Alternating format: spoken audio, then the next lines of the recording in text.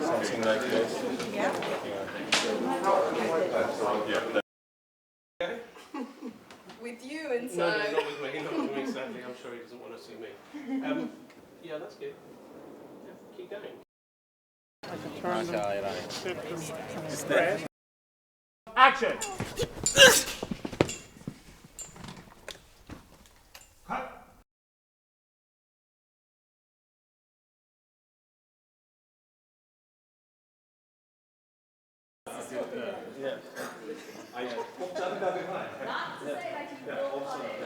Every man for himself.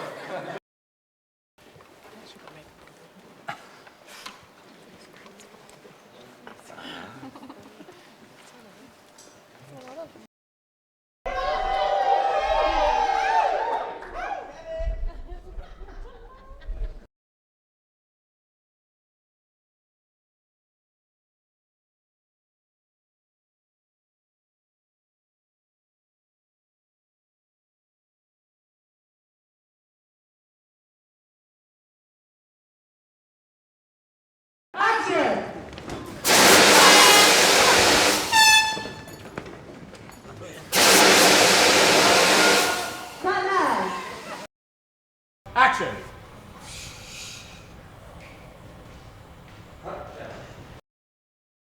Falling in 3, 2, 1.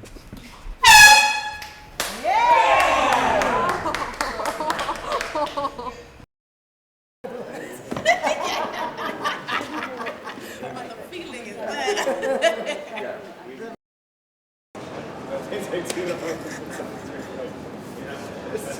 is there. And then move it to that down. Yeah. So next shot is the very high top shot. So 막 쥐새끼들처럼 막 이렇게 왔다 갔다.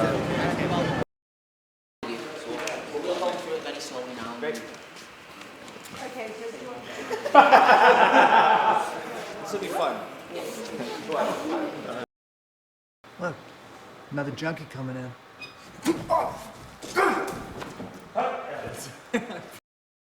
And 3, 2, 1, action! The accident was caused by car defect. You know that. I don't know that. 3, 2, 1, action!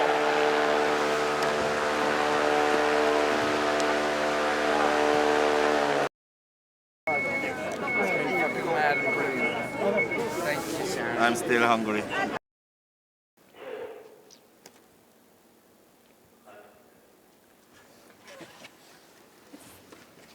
I think I can probably just try it out. It's probably easier. Just take one.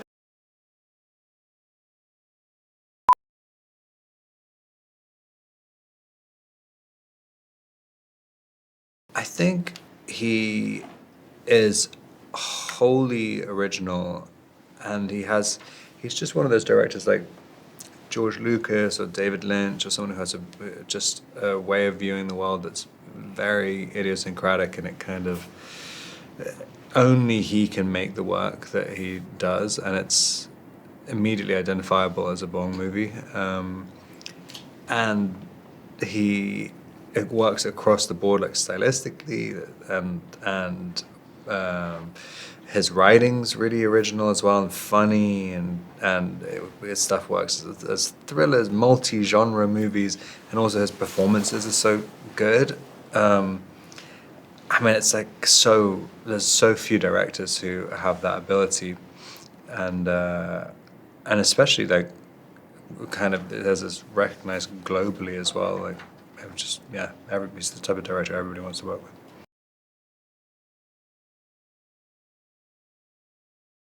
I mean, I really wanted to work with Bong, and so I was kind of like, whatever you want to do, like I was kind of in. And then when I saw the script, I'm like, this is crazy.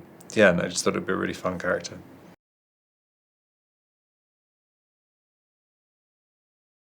Mickey Barnes is I guess, a pastry chef. Like he's sort of a kind of not very good pastry chef who him and his best friend have a macaroon store, and he's basically failed at everything in his life and tries to escape from it all by getting on a spaceship to the other side of the universe, and doesn't read the contract for the new job well enough, and doesn't realize he's signed up to basically live in the hell on earth, and because he had such a bad life to begin with, he doesn't think it's so bad. So yeah, he kind of enjoys this life where he has to die every day.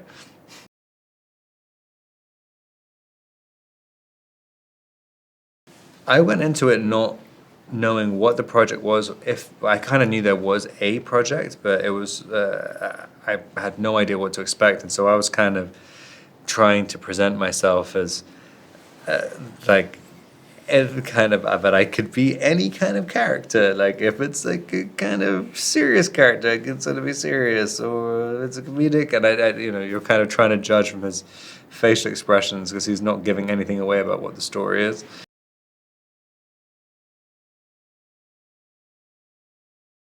Mickey 17 is like I think a more complicated character in a weird sort of way. So it took me ages to kind of get to the bottom of it because he's normally you'd find a character who has no self-confidence and no real belief in himself to be a bit of a kind of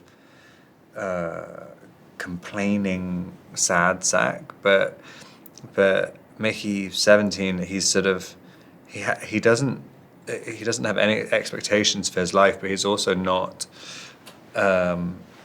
he's not really sad about it. Like he's just like, yeah, this makes sense, like me being punished all the time, because there's what else is going to happen to me, and he just, it's like a dog that everyone keeps kicking and he keeps coming in wagging his tail all the time. And but 18 is, I guess, like he's got something wrong with him. I mean, he's literally misprinted, and so it's kind of fun, like playing someone who's just, I kind of just imagined a character who had kind of frontal lobe issues, where he kind of, his libido is like way more out of control, and he's kind of got no executive function. Like he kind of just gets into fight. He's way more prone to violence and kind of has no mood control, and yeah, it was a fun character.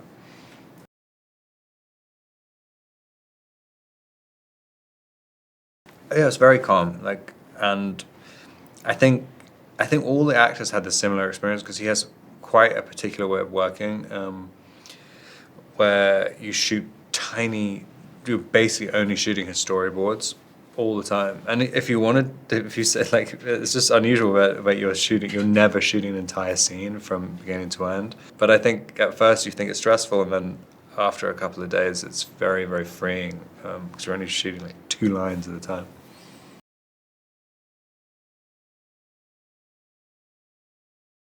I mean, Naomi's, I was a massive fan of hers from when, as soon as they said she was going to be cast, I looked at her previous work and I was like, she's phenomenal. But then we met in London, and she's just so fun and kind of quite wild and just incredibly normal at the same time, and so talented. And I don't know, it's just there's something odd about their relationship, but it is just strangely sweet, because it's kind of like you wonder. I mean, even Mickey's saying, like, what does she see in me? Because I think a lot of, even when I was playing it, I'm like, what does she see in him? But it's kind of, yeah, it ends up being quite a touching love story.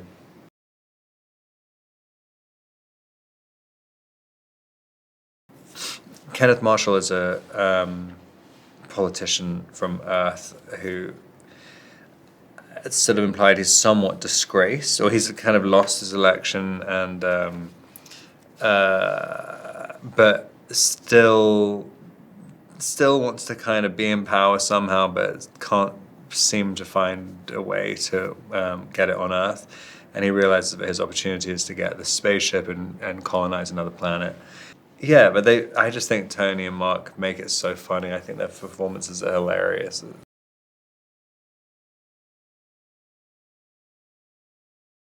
I love Steve. I think he's so talented, but also like really, really fun, and kind of I love talking to him about character stuff. Like we would literally sit there for hours and hours, like talking about how we can make the interpretation deeper and more interesting. But how do they become friends? I think I don't know.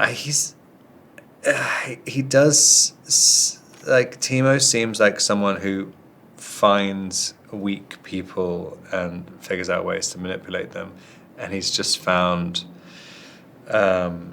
Mickey like at a very young age and realized I can just you're never going to fight back against me, and so I can use you for so many different things for as long as I possibly want to.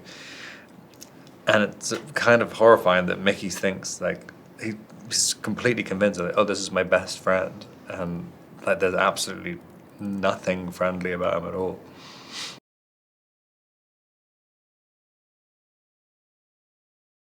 I think it's an incredibly original movie, and it's very funny, and I don't know, there's something, it feels like it just feels so alien to me, and I think it would just be really, I think it really stands out with everything else that's coming out, and I think it'd be a really interesting thing to watch on the big screen.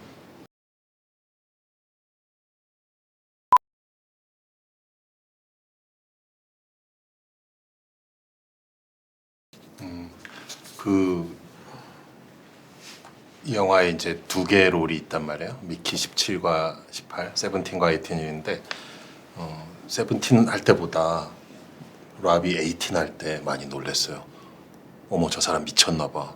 약간 진짜 미친 사람 같은 막 이상한 광기가 한 번도 본 적 없는. 그래서 어머, 되게 감독으로서 많은 배우들의 많은 연기를 봐왔지만 그 부분은 상당히 좀 놀랍기도 하고 예상 바뀌기도 하고 뭐 저런 눈빛이 어떻게 되지? 라는 생각. I don't know. I think Bong he's such a kind of titan in the movie industry that I was just quite surprised at how just accessible and friendly he is on set.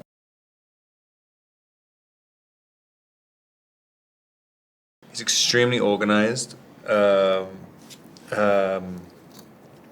don't know. Like he's very particular in some ways, but then like it's totally willing to just throw the book out like when just on a dime basically. I remember we were doing like I think a lot of the time I'd be trying to do stuff just to make you laugh, and then if it was, and then he'd be like, yeah, let's just go with that idea. But I've never turned up on set where every day there's such detailed storyboards and the lines were like embedded in the storyboard, and it's like really, really, really specific and particular.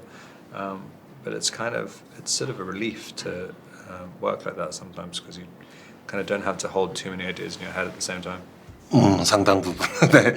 스토리보드에 되게 그 집착하는 편이에요. 옵세션이 있는데 동시에 또 내가 그려놓은 스토리보드지만 또 내가 그걸 많이 의심해요. 이렇게만 해야 될까 싶고 항상 배우나 무슨 DP가 또 새로운 아이디어 내주길 바라고 약간 모순이지 어떻게 보면 모순인데 그런 이중적인 마음을 갖고 있는 거지.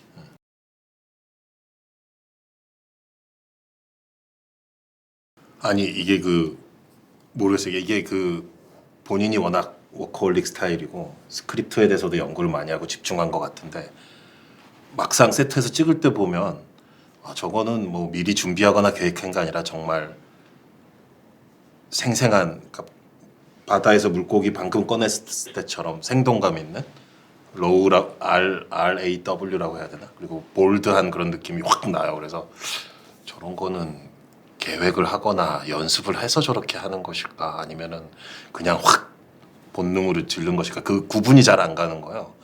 그게 구분 안 가니까 되게 좋은 거지. 그게 드러나지 않으니까요.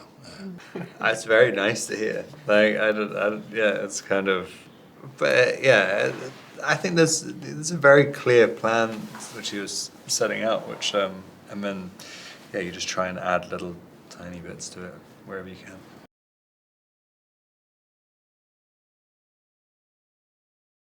그 일단 대사가 이제 잉글리시 랭귀지 영화라서 일단 저의 네이티브 언어가 아닌데 그래서 그런 제가 이제 영어 영화를 찍은 게 이제 세 번째인데 그럴 때 특히 이제 잉글리시 랭귀지 영화 찍을 때 배우들에 대해서 의지하고 배우들한테 기대하는 게 많아지죠. 그래서 랍의 경우도 미키의 경우도 마찬가지였고요. 근데 랍이 이제 그 미키만의 되게 고유한 보이스 톤을 만들어 주고 제시를 해줘서 되게 고마웠고 되게 재밌었고 그 되게 신기하더라고요. 여지껏 들어보지 못한 뭐 랍의 여러 이전의 필모그래피에서 과거 작품에서 들어보지 못했던 보이스가 나오니까 재밌었고 갖고 그래서 그 과정 자체 재밌었죠. 예.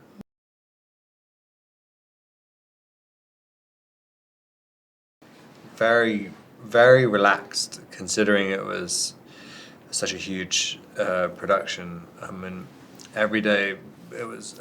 I just knew it was so well organized. Like Bong and his team was so just on it the whole time, and you just knew it was never going to be disorganized, chaotic. Like it was always very, very focused, but really fun as well.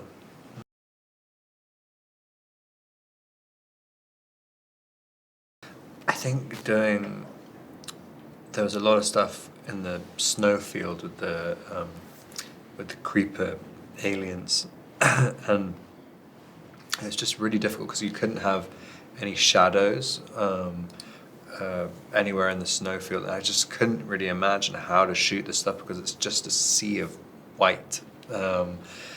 And to conceive shots in it, it just seemed really complicated to me. And then to see the final movie put together, and it just works so well. It's very impressive.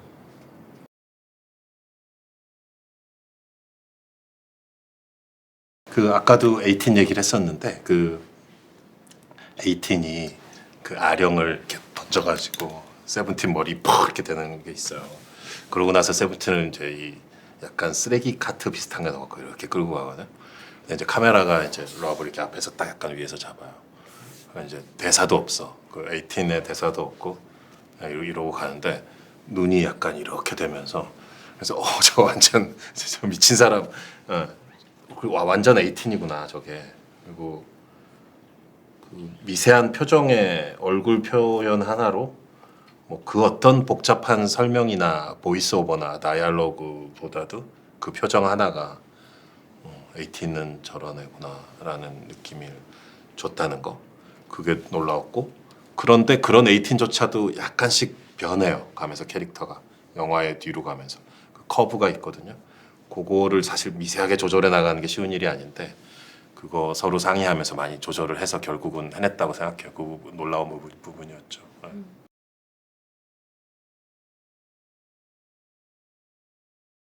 It's amazing. And we had an amazing actress.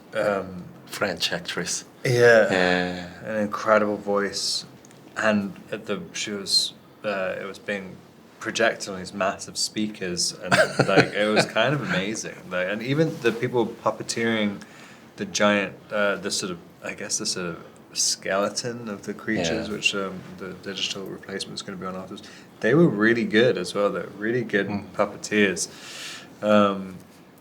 But yeah, it was interesting. It was like it's just one of those things where you just kind of I'd seen early images of what the creepers were going to look like, but I don't know. I think the whole environment, like the flitter trucks and the kind of the snowstorm, everything, you kind of imagine like what it was going to look like at the end. It felt very immersive.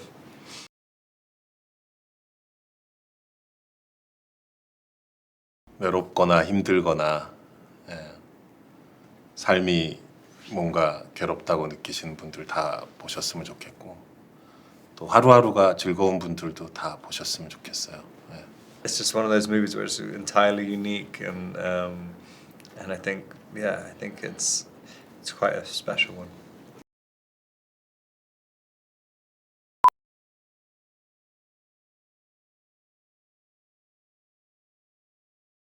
평범하고 착한데 좀 불쌍하기도 한 그런 또 외롭고 그런 캐릭터인데 그런 캐릭터가 되게 독특한 극한 상황에 처해 있잖아요.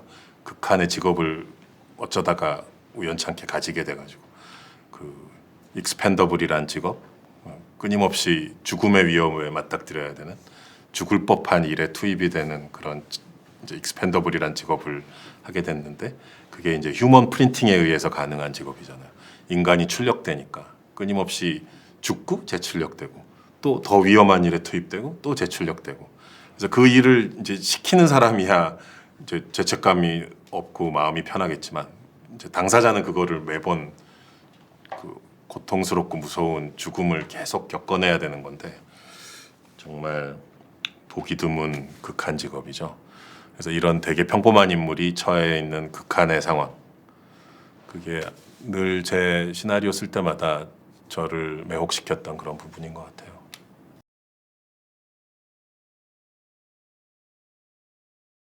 그러니까 늘 그런 것 같아요. 그 살인의 추억 같은 경우 예를 들면 뭐 연쇄살인 스릴러다, 형사물이다 이러는데 형사가 이렇게 경운기를 타고 등장해서 논두렁에서 막 굴러 떨어지고 막 이러잖아요.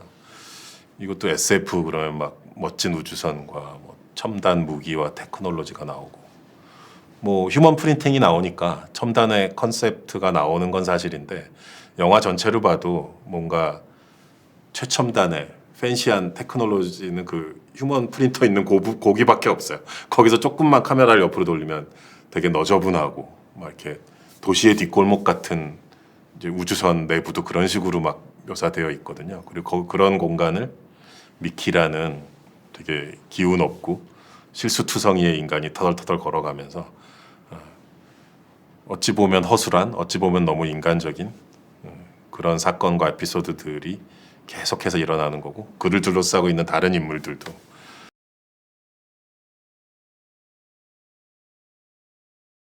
그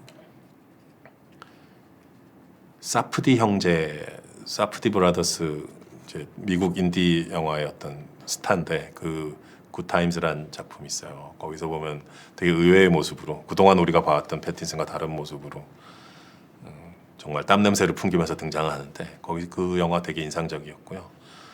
또 윌리엄 데포랑 같이 연기했던 라이트하우스 칸느 감독 주관에서 되게 주목받았던 그 라이트하우스에서의 폭발적인 에너지의 연기도 되게 인상 깊었고 그래서 저런 스펙트럼을 가진 또 뭔가 소심하고 사랑스럽고 애처롭고 내성적인 것 같은 느낌에서부터 폭발적이고 약간 괴이한 이상한 광기까지가 다 스펙트럼이 있는 그런 배우로 느껴졌기 때문에 이 영화에서 어떻게 보면 1인 2역 미키 17과 18 서로 되게 다른 캐릭터인데 그 두 가지 캐릭터를 다 소화할 수 있는 배우다.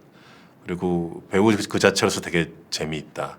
특히 그 눈빛, 눈의 표현력이 되게 뛰어난 친구인데 되게 이상한 눈빛이 있어요. 보면은 왜 저러지 싶은? 네. 그런 게 되게 매력적이었기 때문에 캐스팅하는데 망설임이 없었던 것 같습니다.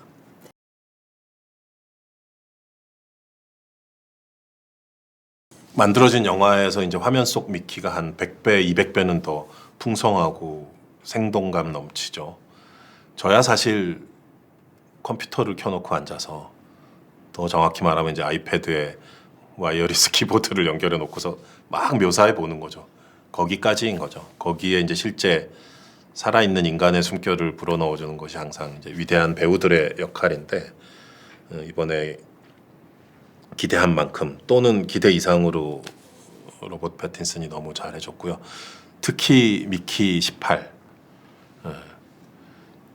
나중에 시나리오를 이제 구해서 보시면 알겠지만은 좀 달라요. 영화 속의 18의 모습하고 그 17은 이제 시나리오 묘사와 제가 이제 구상했던 것들과 크게 차이가 없고 되게 디테일하게 랍이 잘 묘사를 해줬는데 18은 그 랍 본인의 여러 가지 아이디어들 그야말로 영화 속 캐릭터처럼 정말 예측 불허의 이상한 즉흥 연기나 임프로비제이션이나 아이디어들이나 이런 것들이 많이 들어가 있어요. 그러면서 캐릭터를 훨씬 더 종잡을 수 없는 매력의 그런 캐릭터로 만들어 줬죠. 그래서 되게 고마운 부분이고요.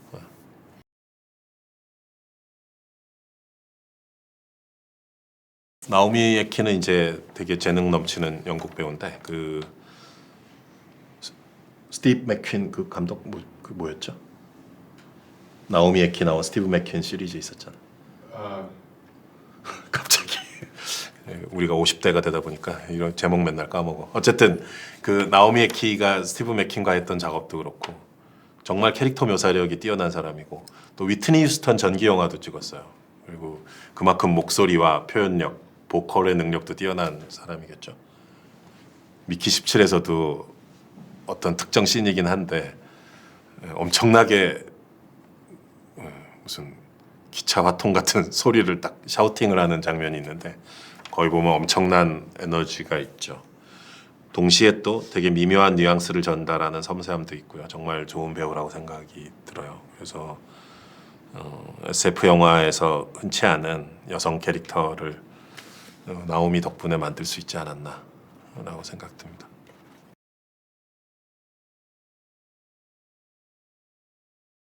스티븐 연 너무 좋은 배우죠.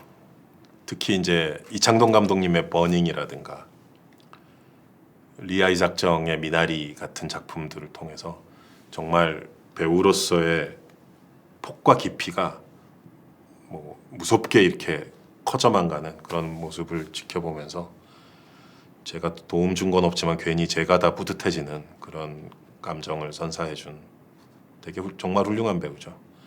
이제 티모라는 역할이 이게 미키의 주인공 미키의 유일한 절친인데 동시에 친구인지 원수인지 또 약간 사기꾼 느낌도 있고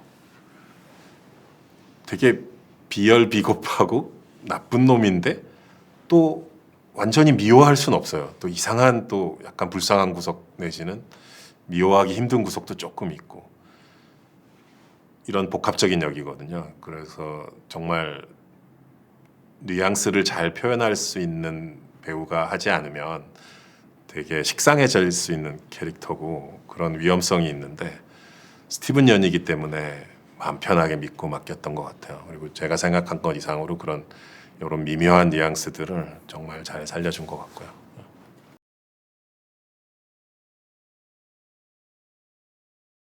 두 분은 사실 흔히 표현하는 대로 표현하자면 이미 대배우죠.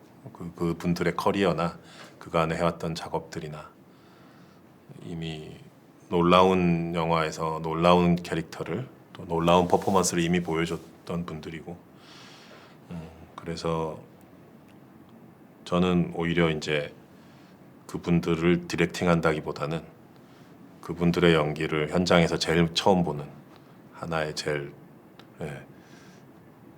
정말 어떻게 보면은 축복을 받은 첫 번째 관객으로서 그분들 연기를 한번 즐기고 싶은 그런 마음이었고 정말 물론 뭐 시나리오나 캐릭터에 대해서 많이 의논도 하고 그랬지만 막상 카메라가 돌아갈 땐 그분들이 자신들의 육체와 목소리와 많은 그냥 해내는 거니까 그거를 보는 스펙타클 하나의 어떤 연기의 스펙타클이라고 해야 될까? 되게 저로서는 되게 즐거웠고요. 디렉팅 한다기보다는 특히 마크로 팔로우님은 이런 악역이 처음이라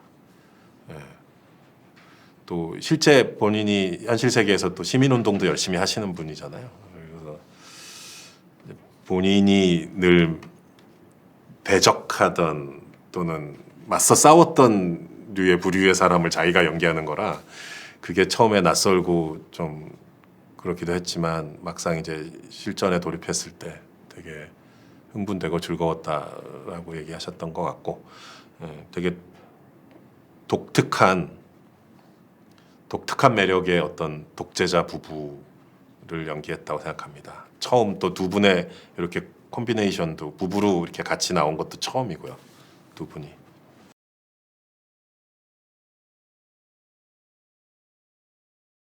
그 말씀하셨던 이제 괴물, 옥자 다 같은 사람이 이제 크리처 디자인을 했어요. 장희철 아티스트라고. 그분이 이번에 미키 17의 크리포드 또 한 번 저랑 세 번째 작업을 했고요. 되게 천재적인 재능을 가진 분인데 그래서 그 이제 디자이너에게 제가 제시한 거는 이제 크로와상 빵 이렇게 크로와상처럼 생긴 괴물체다. 원작 소설에서는 약간 진해와 비슷한 약간 더 곤충의 느낌으로 묘사되어 있는데 저는 약간 접근이 달랐었어요. 그리고 이제 그래서 크로와상 빵을 제안을 했었고 또 아마딜로라는 동물이 있어요.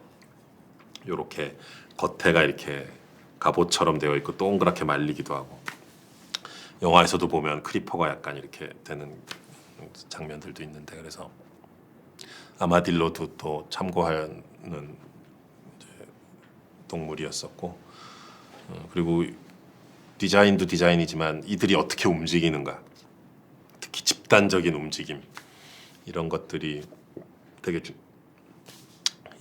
중요했기 때문에 여러 가지 동물 다큐멘터리를 보면서 많은 아이디어를 얻고 그랬었습니다.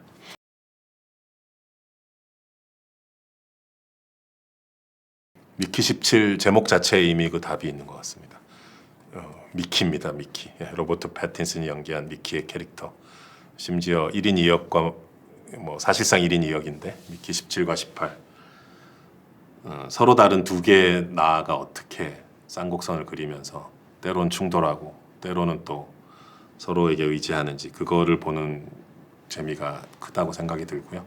미키 17, 17이라는 거는 죽은 횟수 또는 다시 태어난 횟수를 말하는 건데 그 17번을 죽고 다시 태어나고 하면서 계속해서 점점 더 힘든 미션에 투입되는 이 사람의 극한 직업, 더 극한으로 치닫는 이 상황, 그런 상황 자체를 또 즐길 수 있는 SF 영화이기도 하고요.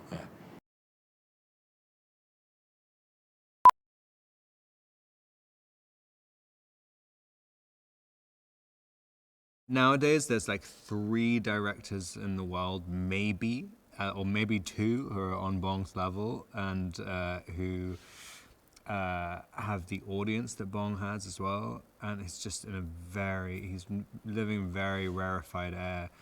And I've just been such a huge fan of his, and it just came out of nowhere, just saying there's a Bong project, and it's kind of a no-brainer, yes. And then met him, really loved him. Then the script came in, and the script was one of the craziest things I'd ever read as well. So it was kind of, yeah, it felt risky, but in a really, really nice way, and with someone who you felt very supported by as well.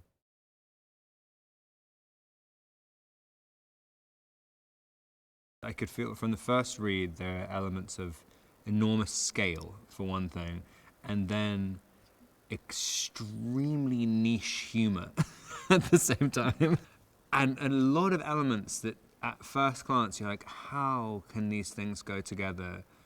And some parts that feel almost like a dare. and you know, it's just one of those things, it's one of those scripts where I haven't read anything like it in a long time, and I don't think I've ever read anything like it. And then to know that it's someone with his level of pedigree coming to this script, which is in some ways like a farce, like a sci-fi farce. It's funny, I felt like a risk. I mean, as soon as I started doing it, didn't feel like a risk at all. I mean, Bong just has such extreme certainty about what he wants to shoot and so much confidence. That it's just you get into his rhythms really quickly.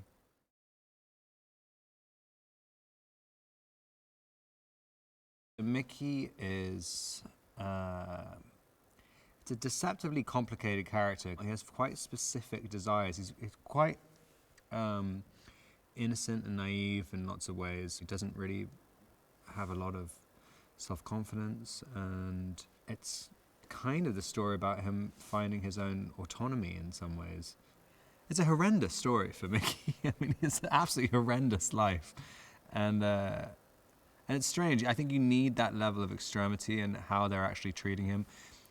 And it starts to highlight the heroic aspects of his character, because it's just interesting having a hero who just is incapable of seeing themselves as a hero. I mean, he's literally, he doesn't value himself at all, and so it's to the point where it's a pretty extreme fault in his personality.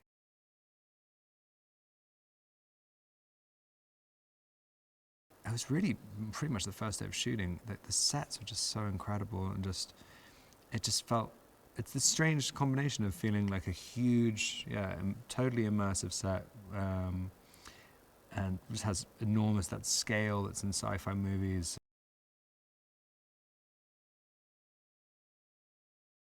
They're obviously incredibly talented people, but so sweet and kind.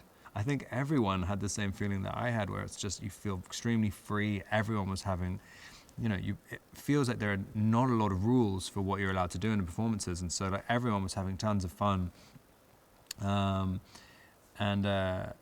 It's one of those, it's a really, really fun job where you're kind of laughing hysterically at things. I mean, it's just some of the stuff I was just watching Mark Ruffalo doing. I mean, it's just, I just never thought you would see it. I mean, it's absolutely bizarre. I mean, to see Mark with a pompadour in a sparkly suit running around after a stuffed penguin chicken around a cafeteria, shooting it with a Magnum.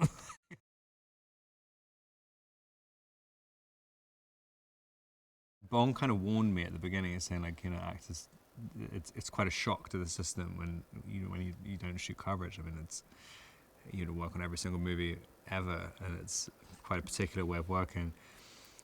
And then it's just right from day one, like you just we were shooting like one line and moving on, and generally like one line from like the middle of the scene, and you really had to get with the program pretty quickly. It's just really good for energy levels. I mean, when you know it's going to be shot like that, you can pace yourself really well. And he's very open with showing because he edits at the same time, and so you can really watch what you're doing if it's fitting into the scene, and it's an extremely collaborative process.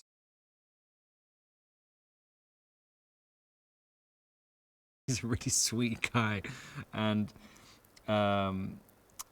very funny, very engaging, very self-depreciating. But I think everybody gets the same. Everybody on the crew he has a very powerful aura that's you don't really realize how powerful it is at first, but when you kind of we wrap today and seeing the reaction of the entire crew, I mean it's pervasive to every level of the production.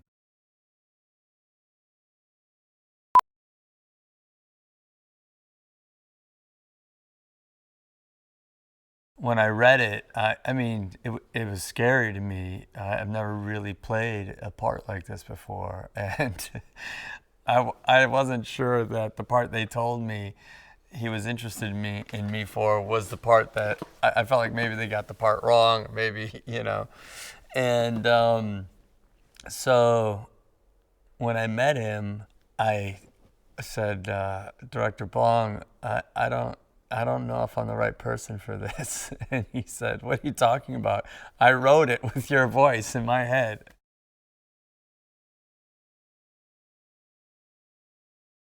There's a lot of thematic things in there that are really present and really of the time. There's a theme of colonialism. There's a theme of kind of classism.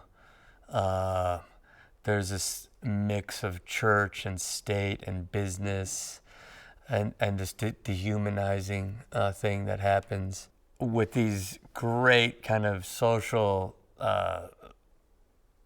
critiques, while at the same time very funny and entertaining. And you have to dig a little bit, I think, to get those themes. They're not really. There's only a couple mentions of it that are really directly head on. I just think any person, you're gonna walk away from this movie and say, that was great, and that was also really provocative. Like, this is about something.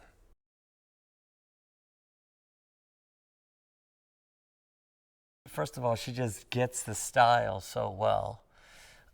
She's a total shapeshifter. I mean, she's a chameleon. She's just this incredible character actor as well. We immediately kicked off into that relationship. I mean, it was so natural and familiar, and they hang on each other, and they doubt on each other, and they are constantly touching each other, and that's, you know, that's hard to do, just to try and create that out of nothing, you know. But she knew it, and I knew it, and the two of us were just immediately into it.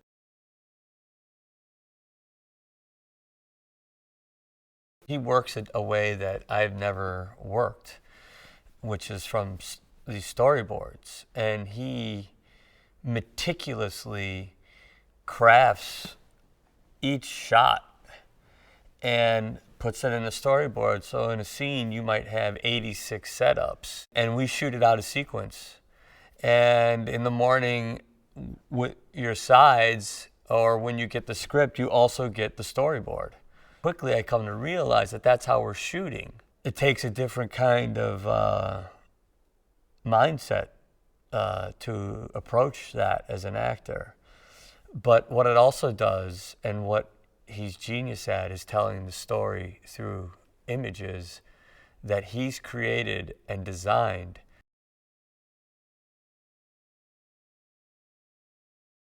I just think visually it's just going to be such a ride. It just never lets off.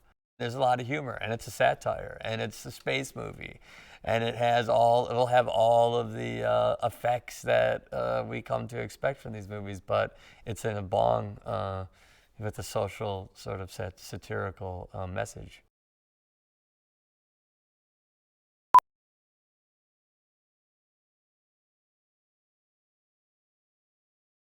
I love Director Bong. He's a friend. He's a great person, and he's always looked out for me. And he's an extremely incredible leader.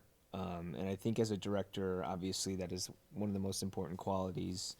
And the way he leads, I think, is so beautiful. It's not this follow me, everybody do what I say. It feels more like this kind of holistic experience where he brings everybody in on the process. I think getting to like talk it over with Director Bong, that's where it feels really collaborative, and that's the thing that's the most fun, is with Director Bong as a friend and also as a director. You just really trust him.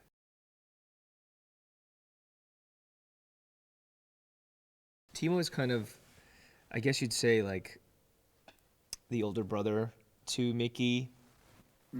They came up in the same orphanage, and I think Timo found in Mickey someone who he could, feel connected to, perhaps not feel so alone, perhaps also have a very codependent relationship that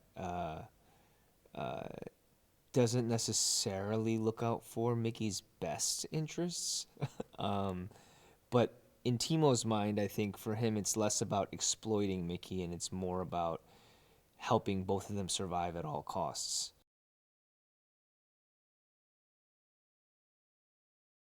Oh man, that's been the best part of this, is seeing what has been constructed. I saw a picture of the ice crevasse, and that was incredible. But even down to like these cargo containers, and down to Catherine's incredible wardrobe. Like, for me, I get to wear some of the best stuff.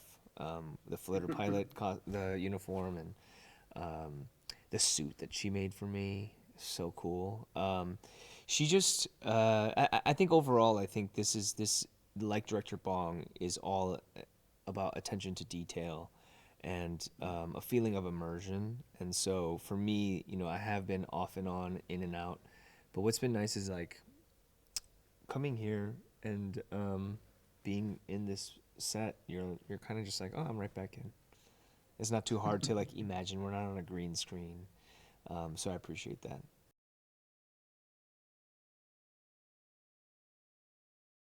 Watching Rob has been really wonderful. He's a great actor. He is an incredible kind of worker in that way. He has a lot of ideas. He's always kind of like churning, and he's present in these things. And so when I watch how seriously he takes in how much he jumps in, that's always great to see from someone who's leading your film. And so that's been really great. Everybody in the cast has been really wonderful. I think that's kind of, you know, the offshoot of director Bong is he casts really well. And so there's a really great, you know, vibe and synergy to it all. It feels very easy and fun.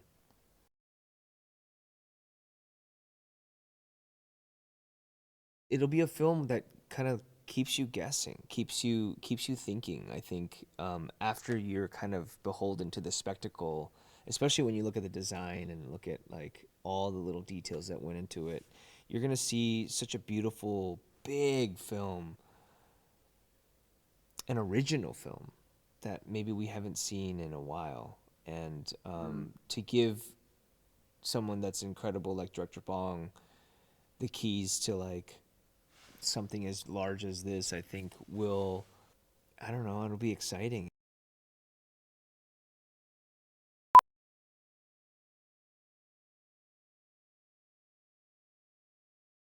The tone is something that has been quite an interesting thing to try and absorb and portray, like as an actor. That has been a great joy in this process, because the themes are big. You know, what makes a human human? What is death if death doesn't exist anymore? How do we treat people who we choose not to get to know on a human level, from human to alien to like anyone? And yet there is this kind of unawareness as characters that they are dealing with those themes. And that's where the comedy comes in. That is something, at least for Nasha, that is something to be explored and enjoyed. That sense of humor, I guess, helps to kind of spoon feed some of the bigger ideas, because it's funny and it's sexy and it's silly, and it pushes the boundaries of what we expect people to do. But the whole situation is quite crazy, so why not? Or, you know, there's a lot of why nots in this film.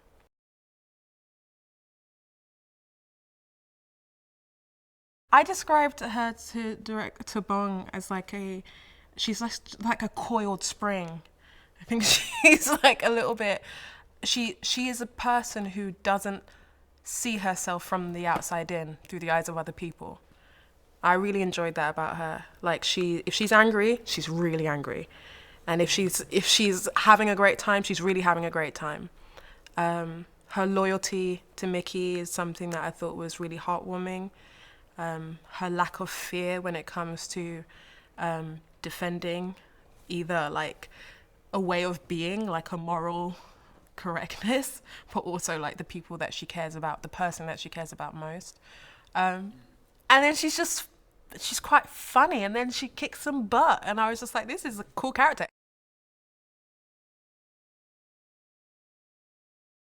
It's been a lovely, lovely experience. He's extremely talented. He's taking on a lot. Like he's doing two contrasting but similar characters at the same time. It's amazing to watch him swap between the two on any given day. And it's been fun figuring out our like characters' dynamic and the parts of it that we're like, oh, this is super fun and super cute, and then also the parts of their relationship where it's like, oh God, like I don't know if I would do that in my own relationship, you know, and figuring out how to make that work. It's been incredible. I'm having so much fun with him, and I think I've got a huge amount of respect for how he approaches work.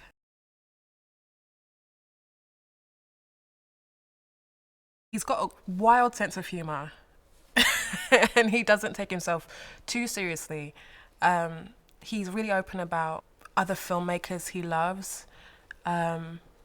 He's very extremely imaginative. And so in talking to him, you know, he had a kind of knowledge of British theatre and and like kind of the themes I kind of clocked, and I guess that's the thing that we shared is like the common themes I've found in his films are usually around class and how people treat each other in terms of class. And you know, in reading the script, that's what I found was like, oh, this is another kind of investigation on that idea of who is disposable and who is not.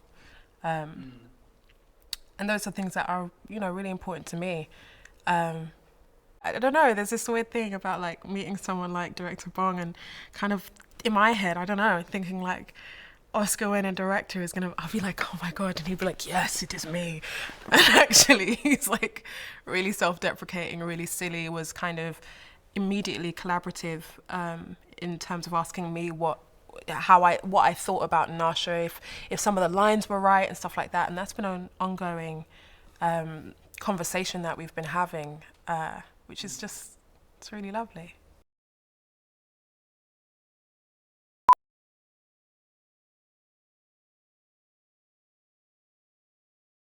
It's just the most incredible world. It's so wild. There is nothing like it. It is really out there, and it's funny, and it's moving, and it's upsetting, and it makes you think, and it's kind of genreless because that's what he does. He makes movies that are, you know, you just can't put your finger on exactly what it is and sell it in a little box because they're too wild and amazing.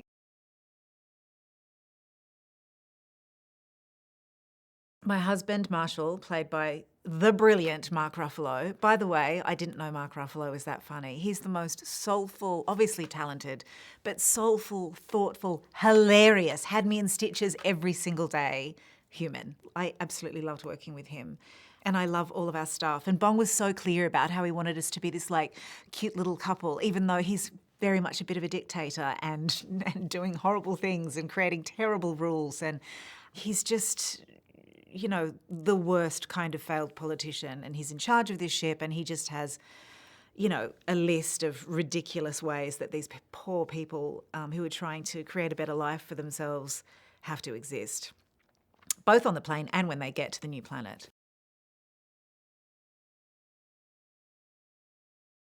She comes across as kind of sweet and syrupy, but she's always in her husband's ear and kind of pulling the strings and manipulating him a little bit.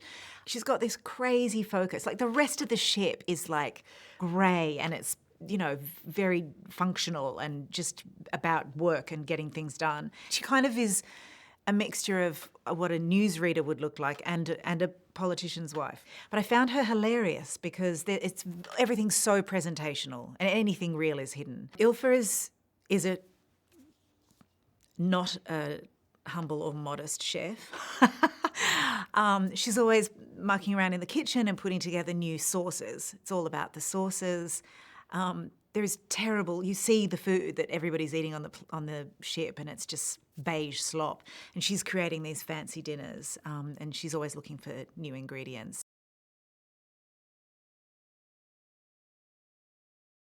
He's just an incredible auteur. He's a visionary. I think on any set, the vibe of the set really starts with the person who has that creative control. And everyone adores him and would do anything for him. And so it was the most beautiful set, gentle, focused, because he is so kind. He was so kind and so compassionate and so much fun, really fun to work with. And he was just so sweet, and he's just so insightful, but just so compassionate and just a total sweetheart. So freaking talented, so talented.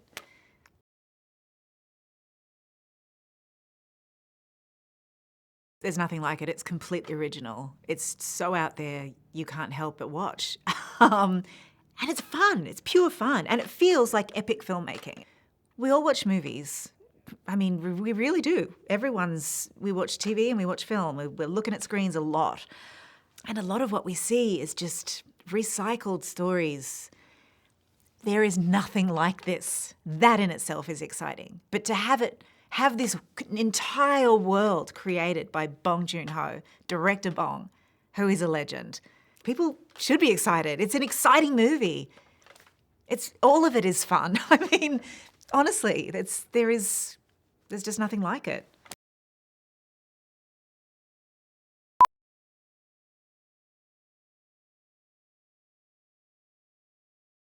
When I received the script, I felt very lucky and privileged to read a Bong Joon-ho script, and I was really excited and curious to see what will be his next movie after Parasite. And I thought it's a catchy, funny, intelligent, and questioning story.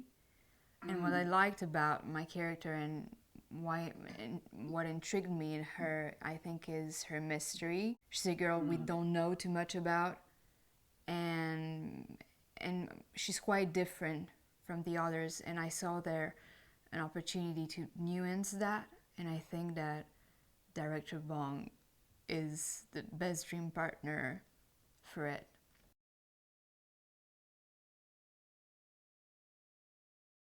Kai is a very ambitious, pragmatic, practical girl. They're here to support each other. He supports her through her emotional journey, and she's also here for him. And yeah, I would say that Kai's intentions are always pure, honorable, fair. She doesn't want to hurt anybody. She just tries to do her best, and I think that what she wants more than anything else maybe is to be useful.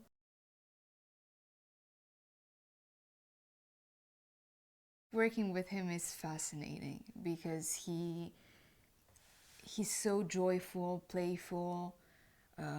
He's very attentive to details. Rhythm is really important to him, tempo. He's really focused, and he always brings up new ideas. I think he's a very creative director. He loves what he does, and you can totally feel it. And he's just very, very kind, and I think he has a rare sensibility. And it's fun to work with him because he doesn't only direct you. You can exchange with him, you can share things with him, ideas, you can dare, you can try. He lets you propose things, and he likes that when you nuance and when you try new things. And sometimes what I love about him is that he will mind the actions we have to do. That's fascinating to watch. He's really interesting, and yeah, he is a great partner, I would say.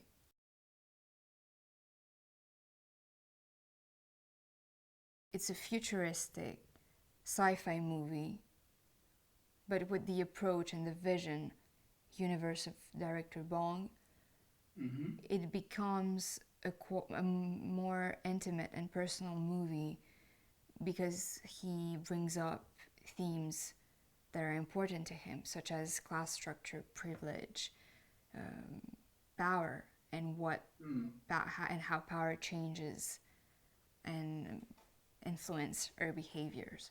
And I think that it's a really interesting mix, and director Bong is the perfect choice for bringing it on screen with a good balance.